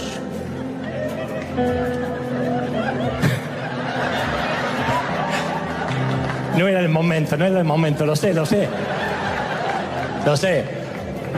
Lo que trato de decir es que una vez que sacamos el aguijón, la sanidad es inevitable. Para empezar a sanarnos, tenemos que conocer cuál es el sistema de creencias que le damos sin querer. ¿Cuál es el sistema que viaja en nuestros genes, en nuestro entorno? Las investigaciones psicológicas afirman que el concepto que tenemos sobre nuestra vida es definido por un pequeño puñado de experiencias de nuestra infancia. Uno podría decir no, porque cuando llegamos a Dios todas las cosas son hechas nuevas, pero aún así los adultos de hoy somos los niños de ayer. Entonces el 99% de las experiencias se desvanecen en el abismo del subconsciente. Es mentira que uno dice: yo me acuerdo de toda mi niñez, tu abuela. Uno se acuerda el 1%. Si no, no habría lugar, no habría los suficientes gigas en el cerebro para almacenar toda una infancia. Y ese 1% es lo que nos define. Y manejar esos recuerdos es determinante. Porque somos la suma de lo que hemos sido, de lo que hemos hecho y las personas que hemos conocido. Eso somos hoy. Entonces, ¿cuáles son nuestros primeros recuerdos? ¿Qué nos viene a la mente? ¿Cuáles son los sucesos buenos, malos que marcaron nuestros años en la escuela primaria, en la secundaria, en la universidad? Porque si sufriste bullying, que en ese entonces no se decía bullying, se decía hacete hombre, te marca, ¿no? En caso de una dama, aguántatela, pero te van marcando. ¿Cuáles son los primeros recuerdos? Entonces, lo que nos va a sorprender es la forma que esos sucesos aparentemente insignificantes le dan forma a nuestro sistema operativo subconsciente, hasta a la manera que vemos a Dios. La forma que fuimos creados, si no la sanamos, va a determinar hasta la forma que nos relacionamos con Dios. Y esos sucesos aparentemente superficiales determinan nuestra forma de ver la vida, de actuar. Cuando escuchamos una canción o vemos una película, yo una vez te conté que en la corteza cerebral hay una línea llamada engrama. Y si escuchamos de vuelta la misma canción, y de vuelta la misma canción, y de vuelta la misma canción, o de vuelta la misma película, se vuelve a trazar esa línea. Es como un aparato de dibujo de lujo. Algo en el cerebro se va marcando. Por eso las maestras de antes nos enseñaban con repetición. ¿Se acuerdan de la repetición? Una y otra vez, una y otra vez. Yo me aprendí las preposiciones que no sé para qué cuernos sirven, pero me las aprendí. Ante, bajo, cabe, con, contra, de, entre, hasta, para, por, según, si, sobre, tras. De tanto que me la dijeron, tanto que me la dijeron, tanto que me la dijeron. No sé para qué cuerno me sirve, pero las repito. Y con cada repetición, el engrama se hace cada vez más profundo, hasta que esa canción o esa película queda grabada en la superficie de nuestra corteza cerebral. Ahora, no todas las memorias se crean iguales. Ustedes dicen: ¿y esto a dónde va? Ahora llego. Existen 3 niveles de memoria. Primero es lo que se llama la memoria sensorial, que es tan fugaz como aprenderse un número telefónico. Cuando uno dice: ¿cuál era el número del jardinero?, va a la memoria sensorial. A menos que tenga una relación con el jardinero, no hace falta aprenderse el número. Después está la memoria a corto plazo, ¿no? Que tiene una vida más larga, porque podemos recordar qué llevabas puesto ayer, o qué comiste ayer al mediodía, qué comiste el viernes al mediodía, y ahí se empieza a complicar. ¿Y el lunes qué comiste? El lunes no te acuerdas si comiste siquiera. Entonces esa es la memoria a corto plazo que se desvanece. Si uno guardara en la memoria todo lo que come, todo lo que se pone en el cerebro explotaría, tampoco, se tiene que desvanecer. Y un poquito, unas experiencias muy chiquitas son las que llegan hasta la memoria de largo plazo. Y son esos recuerdos lo que le dan forma a nuestra manera de creer, a nuestro sistema de creencias.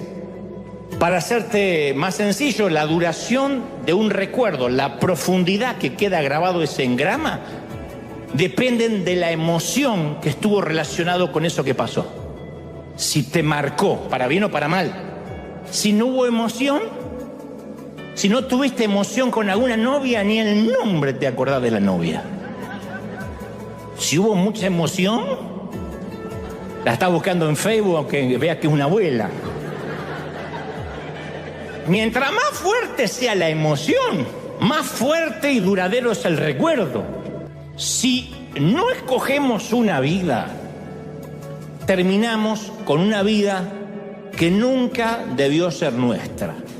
Solamente cuando uno sabe lo que quiere, cuando sabemos lo que queremos, es que podemos decir no a lo que otros quieren imponernos. Pero uno tiene que saber bien qué es lo que quiere. Y eso es algo que no tenemos en claro durante gran parte de la vida. Entonces, cuando vivimos una vida heredada, bueno, estoy siguiendo esta carrera o estoy haciendo esto porque era lo que quería mi mamá, mi tío, mi primo, mi padrino. En un momento la rutina nos empieza a erosionar y lo habitual nos empieza a nublar la visión. O sea, se nos empieza a apagar el fuego de eso que venía con nosotros de fábrica, de nacimiento, de la manera que Dios nos cableó. Y es ahí cuando perdemos hasta la alegría de estar vivos, porque eso hace que nos dediquemos a algo que no nos gusta, que nos va erosionando la felicidad. En todos los órdenes, una pareja puede estar muy enamorada, pero si le quitamos el romance a la ecuación, la relación se convierte en rutina. El nacimiento de un niño es maravilloso, es milagroso, pero comenzamos a cambiar pañales a la madrugada y empieza la rutina. Muchos de nosotros nos alegramos el día que conseguimos un empleo, por fin, pero después empieza la rutina y vivimos anhelando que llegue el fin de semana. Conozco un montón de gente que se arrastra de lunes a viernes o de lunes a sábado esperando el domingo. Entonces, uno de los peligros más grandes a los cuales nos enfrentamos cuando en la vida aprendemos el cómo hacerlo y nos olvidamos el por qué lo estamos haciendo, en todos los órdenes. Uno puede venir a la iglesia, sabe cómo venir, sabe cómo cantar, pero olvidó el por qué venía a la iglesia. Pasa en el empleo, pasa en una pareja, pasa con los hijos. O sea, aprendemos el cómo y olvidamos la razón, el por qué. Entonces tendemos a pensar y a actuar de acuerdo a un sistema de creencias heredadas, que aquí lo hemos hablado en muchas ocasiones, que se le llama predisposición heurística. Aunque suene medio raro el nombre, suene a una epidemia, pero es un tema psicológico, es un proceso cognoscitivo increíblemente complejo, pero que el resultado final es el embotamiento mental. Cuando uno hace las cosas sin pensar, vive sin pensar, respira sin pensar, va al trabajo sin pensar, cría hijos sin darse cuenta que está criando hijos. Entonces la vida rutinaria nos empieza a embotar la mente, a entumecer nuestros sentidos y vamos por la vida como arrastrando los pies. Yo no sé si vuestras madres le han dicho lo que la mía: deja de arrastrar los pies, porque uno en un momento en la vida pasa por la adolescencia como un mamut arrastrando los pies. Que uno lo haga de adolescente, al fin y al cabo uno lo corrige, pero de adulto, en una metáfora, en una hipérbole, que vivamos arrastrando los pies, es triste. O correteamos en una rueda como un hámster, trabajamos, sudamos para pagar gastos y nunca llegamos a nada, nunca alcanzamos eso que alguna vez nos propusimos alcanzar. Quizá piense, bueno, ok, Dante, pero la rutina paga los gastos. Está bien. Y tienen razón. Un trabajo digno no está mal. Uno tiene que trabajar para pagar los gastos. Uno no puede ser un hedonista que hace lo que le gusta y le pagan por hacer lo que le gusta siempre. A veces hay que trabajar, agachar el lomo y hacer lo que hay que hacer. Lo que estoy diciendo es que lo que nos termina hartando es la tiranía de lo conocido. Cuando el tengo que hacerlo reemplaza el quiero hacerlo. Aún aquí dentro de la congregación, de la iglesia, los que están de voluntarios y dice, oh, hoy toca, se le empieza a notar. Cuando el tengo que hacerlo reemplaza el quiero hacerlo. Entonces conozco a mucha gente que estudia, que trabaja, que se levanta todos los días sin rumbo. Y esto le ocurre desde el presidente de una empresa hasta el alumno, a un pastor, a un cura, a un rabino, a la maestra, a la mamá que cocina todos los días. Y todos nos identificamos con esa tendencia de empezar a vivir sin rumbo, hasta incluso, insisto, en las relaciones personales. Porque llega el día que nuestra pareja está más marcada por la tolerancia que por la pasión. Y bueno, lo tengo que aguantar al gordo, ¿cuánto más puede vivir? Que acá no pasa, pero en el otro servicio hay muchas de esas asesinas potenciales. Entonces casi todos nuestros recuerdos a largo plazo están asociados con emociones muy intensas, positivas o negativas. De allí la famosa frase poética, uno se olvida lo que te dijeron, pero nunca cómo te hicieron sentir. Me vine Neruda hoy, ¿eh? Porque así Dios nos estructuró. Uno dice, voy arriba, pero es por más como me siento que lo que me dicen. O las canciones, como Dios me hace sentir. Eso es lo que uno nos marca, lo que sentimos. Entonces el 99% de nuestras experiencias del pasado se olvidan con rapidez porque no las sentimos. ¿Por qué nos olvidamos gran parte de la infancia? Porque no la sentimos, porque estábamos ocupados viviendo. Por eso es muy sanador la mayordomía, la manera que manejamos nuestros recuerdos. Y a veces uno tiene que ser consciente y desfragmentar algunos recuerdos. En lugar de mantener un registro de agravio, de ofensa, hay ciertos recuerdos que no conviene tenerlo, por mucho que los hayas sentido negativamente. No conviene que ocupen lugar, porque van a ocupar el lugar de otras cosas. Entonces tenemos una tendencia natural a recordar lo que deberíamos olvidar y a olvidar lo que deberíamos recordar. Y vamos a ver que a medida que envejecemos, en tu caso, yo todavía no llegué, pero a medida que estás envejeciendo, uno ya no recuerda cosas, uno tiene recuerdos del recuerdo. Uno va a empezar a recordar cosas que en realidad nunca sucedieron así. Los recuerdos no son objetivos. A medida que uno envejece, los recuerdos son muy subjetivos. Y tenemos la tendencia de añadirle romanticismo, dramatismo catastrófico a nuestro pasado. Me acuerdo una vez que estaba en el Titanic. ¿Vos estuviste en el Titanic, abuelo? ¿Cuándo? No te dan ni los números. Mi abuelo me contaba una historia que yo llegué a pensar que era el padre de Rambo. Me contaba unas historias y cuando estuve en la guerra, agarré mi fusil, salía la vieja y decía, callate viejo, que no fuiste ni siquiera al servicio militar. Decía. Y él se enojaba porque no se sentía un mentiroso. De tanto contarlo, él se había estado en la guerra. Dice, ¿qué es esta cicatriz? ¿Qué es esta cicatriz? La operación de la vesícula, decía la vieja.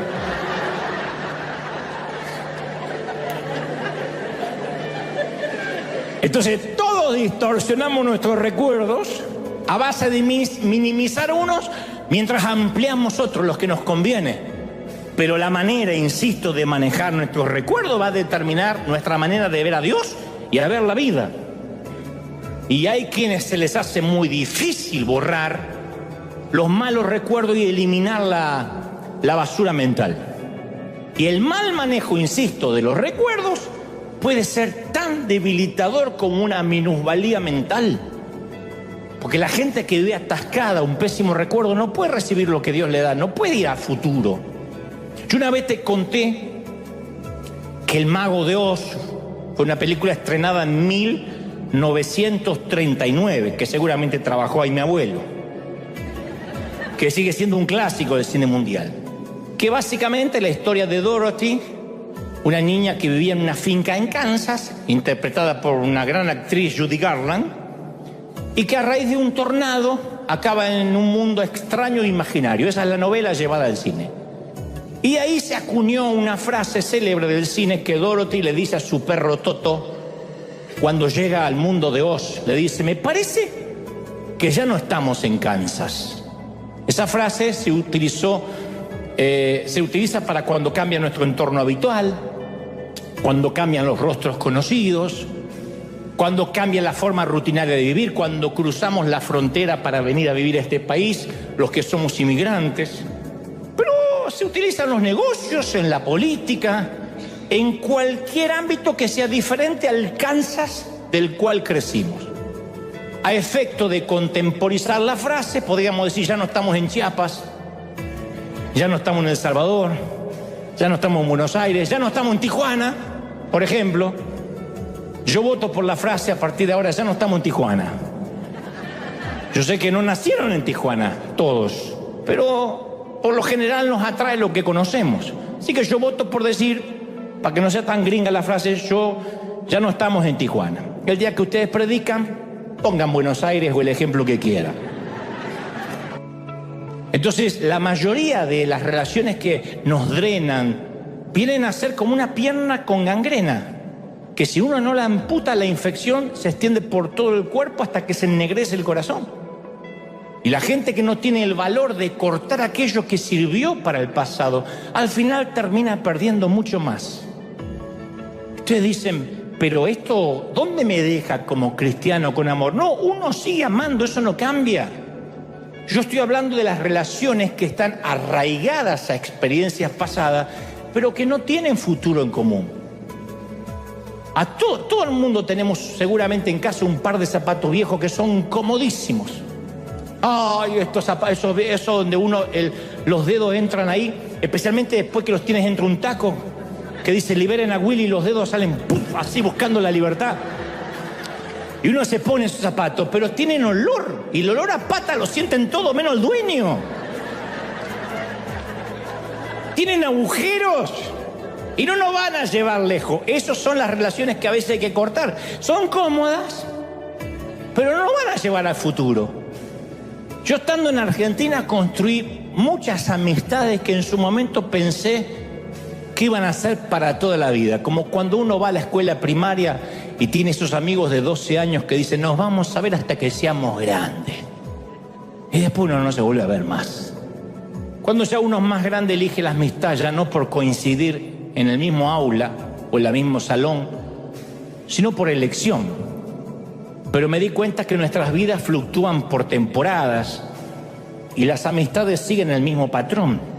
Entonces, sea cual sea la razón, eso redefine la dinámica de la amistad e incluso del parentesco. Hay parientes con los que uno estuvo muy cercano y después la vida, Dios, nos va alejando. Y no deberíamos sorprendernos si por una razón u otra la vida remodela el terreno de tanto en tanto. No es culpa de nadie. Las cosas cambian. Nadie es el mismo después de 20 años. ¿O sí? Si alguien cree que es el mismo, mírese al espejo, desnudo y con la puerta cerrada. No somos quienes fuimos, somos otros. Yo no soy el mismo cuando tenía 30, ni cuando tenía 20, ni pensaba como pienso ahora. No somos los mismos, somos otros. Y como dijo el sabio Salomón en Eclesiastés 3, todo en esta vida tiene un tiempo, una temporada, incluyendo la amistad. Entonces, por razones obvias, no podemos forzar amistades para toda la vida. ¿Por qué? Porque se forjan en las trincheras de diario. Por definición, toman toda la vida para que una amistad se desarrolle toda una vida. pero no todos vamos a conservar los amigos de siempre. Entonces, por nuestra salud mental tenemos que decir, a ver, no vamos a llegar todos a la jubilación juntos, a la mecedora, a compartir los dientes en el mismo vaso. Me voy a cambiar el pañal, ¿me cambias el mío ya que va? No va a pasar eso. Puede que nos jubilemos con un grupo totalmente diferente a los amigos que tenemos ahora. Ahora, muchos venimos del mismo entorno, incluso crecimos en el mismo hogar, ¿o no? Y terminamos en lugares diferentes completamente en la vida. ¿Hay alguien acá que no se parece a su hermano o a su hermana? Bueno, vinieron los parecidos de Suiza todos. ¿Hay alguien que dice, yo no me parezco a mi familia? Una valiente, por fin.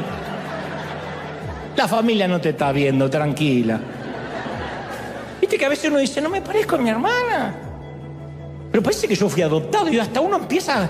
Después uno se ve la misma nariz, la misma... Y uno dice, no soy adoptado. Pero a veces uno dice, ¿por qué soy tan distinto a mi familia? Y más cuando uno conoce a Dios y te van cambiando los valores y los principios, que uno dice, qué diferente. Y uno ya está en la mesa navideña o en la mesa de Nochebuena y ya no hay temas en común, uno ya no se ríe de los mismos chistes. Aún aquel que dice, yo nunca cambié como algunos, los que se dan de intransigente, todos cambiamos. Pero mucha gente valora nuestro presente con la perspectiva que tenían de nuestro pasado. Recordemos que Jesús no pudo hacer milagros en su ciudad porque la gente dice, si este es el hijo del carpintero. Conocemos a su familia. ¿Qué se viene a hacer el Mesías? ¿Qué impidió sus milagros? No su ubicación geográfica, fue la visión limitada de los que se fijaban más en su pasado que en su presente. Y algunos de nosotros tenemos gente que nos dice, yo te conocí cuando no eras nadie, ¿no? Yo te conocí cuando eras un muerto de hambre. A mí me dicen siempre, yo conocí a Dante cuando tenía un Renault 18 fundido y un traje brilloso de tanto planchar. Perdón por no conservar el saco brilloso en un museo y por haber cambiado el auto fundido, perdón. Nos propusimos grabar recuerdos en nuestros hijos y la rutina de pronto nos hace hacer que los veamos criar o que los criemos mirando una pantalla. Entonces hay gente que ve a sus hijos, los ve crecer en la cama, porque cuando se van a la mañana están dormidos, cuando vuelven está dormido. Y un día nos damos cuenta que sucumbimos ante la mediocridad y la rutina de una vida que no queríamos, que no era lo que habíamos planificado. Entonces nos volvemos frustrados, irritables, y estamos hartos de ser quienes somos, porque no era la vida que habíamos planificado. Y lo irónico de esto es que muchos de nosotros seguimos anhelando un futuro distinto, un futuro nuevo, pero mientras nos aferramos al pasado, porque es lo único que conocemos. Queremos que Dios nos dé algo nuevo, todos decimos queremos que Dios nos dé algo nuevo, pero nunca permitimos que nos arrebate lo viejo. Entonces no podemos tomar lo nuevo si no dejamos lo viejo. Y si no somos conscientes de eso, nuestro futuro termina siendo una extensión de nuestro pasado, como un pasado que se alarga, en lugar de que sea algo diferente como lo habíamos soñado. Y nuestro pasado, lo que es aún peor, puede convertirse en una cárcel que perpetúa las creencias de los que nos criaron. Uno tiende a repetir las cosas de los padres que no queríamos repetir. Entonces, de algún modo, no sé si es intencional, creo que es más inconsciente, reproducimos la misma cultura con nosotros, con lo que nos rodean, de la manera en que nos criaron. Ustedes dicen, ¿está mal eso? Y si uno repite lo malo, sí. Lo engañoso del caso es que a veces nos pasamos la vida intentando no ser como nuestros padres. Que por una cuestión de buen gusto, no le voy a preguntar quién se pasa la vida intentando no ser como los padres. Pero lo cierto es que llegamos a ser como la persona que menos nos queríamos parecer. Esto es lo peor. Durante las terapias o durante las consejerías siempre surge la frase: yo juré que nunca iba a ser como esa persona que despreciaba, pero estoy dándome cuenta que estoy llegando a ser exactamente como esa persona. Y yo conozco esa lucha interior, porque en muchas ocasiones yo me propuse no ser como la peor versión de mi padre, que me dejó algunas cosas buenas y otras no tan buenas, no son para contar. Y yo me propuse no ser como él, pero a veces me asusto porque me veo actuando como él. Me escucho la voz y es la voz de mi papá. Ya bastante que tengo las manos de mi papá que se parecen más, pero a veces escucho que es la voz de mi papá y hasta digo frases que a mí me irritaban cuando me las decía. La famosa: vamos a ver, de acá al sábado puede pasar muchas cosas. Esa manía de no comprometerse como todo político que tienen los padres, ¿no? Porque lo seguro, como dije una vez, lo limitado nos hace sentir tranquilos. Es una aldea controlada por lo que conocemos. Y la mente estrecha nos dice que no hay más nada allá, más allá de la jurisdicción de Tijuana, que no hay más nada allá de Buenos Aires. Entonces vivimos nuestra propia pecera, con problemas familiares agotadores que nunca se terminan, y nunca podemos ver el futuro porque nos empieza a envolver la rutina de las creencias. Yo digo, ¿no habrá un momento en la vida que Dios quiere que renegociemos aquello que nos preocupa y aquello que vamos a partir de ahora a dejar pasar por alto? ¿Por qué hay gente que pasa días enteros sumergidos en asuntos familiares insignificantes? Yo sé que algunos dicen, sí, a mí me pasa, a todos nos pasa. Yo estoy consciente que hay algunas turbulencias en la vida, algunas pruebas que no las podemos ignorar. Enfermedades terminales, alguna minusvalía, etc. Pero muchas otras son lastres que arrastramos del viejo Tijuana. Estoy hablando metafóricamente, de donde haya nacido. Conozco gente que gasta recursos, tiempo, extinguiendo fueguitos que no valen la pena. Y yo estoy convencido que acá debe haber gente que le encanta, que es adicta al drama. Alguien debe conocer a alguien que es adicto al drama. Siempre tiene un problema terrible, siempre. La vida es a las 7:06 centro, la Winfrey, la pobre de Guadalupe que va a River. Siempre es así. Que la vida es una telenovela. Son fatalistas. Ay, el nene se le atraviesa una flatulencia. ¡Oh! Te lo cuentan como que le agarró un cáncer terminal. No sabes, estoy orinada por un dinosaurio. Se me constipó el Matías. ¡Oh! No me hace caca. ¿Qué hice, Dios, para tener esta vida? Uno dice, no puede ser. Esa hay que mandarla en un container a África. Pero hay gente que dramatiza las boberías cotidianas. Y yo sé que existen muchos momentos reales de angustia que uno no puede evitar. Pero mi pregunta es, ¿no llegamos a un momento en que decimos, ¿no será que me estoy complicando la vida con una carga en los hombros que podría quitarme, pero que las heredé de mi familia? Porque así era mi mamá, porque así era mi abuela. El escritor de los Hebreos, capítulo 12, versículo 1, dice, por tanto, despojémonos de todo peso y del pecado que nos asedia, y corramos con paciencia la carrera que tenemos por delante. El domingo pasado yo hablaba del pecado. Uno dice, pecado que confieso, pecado que desaparece.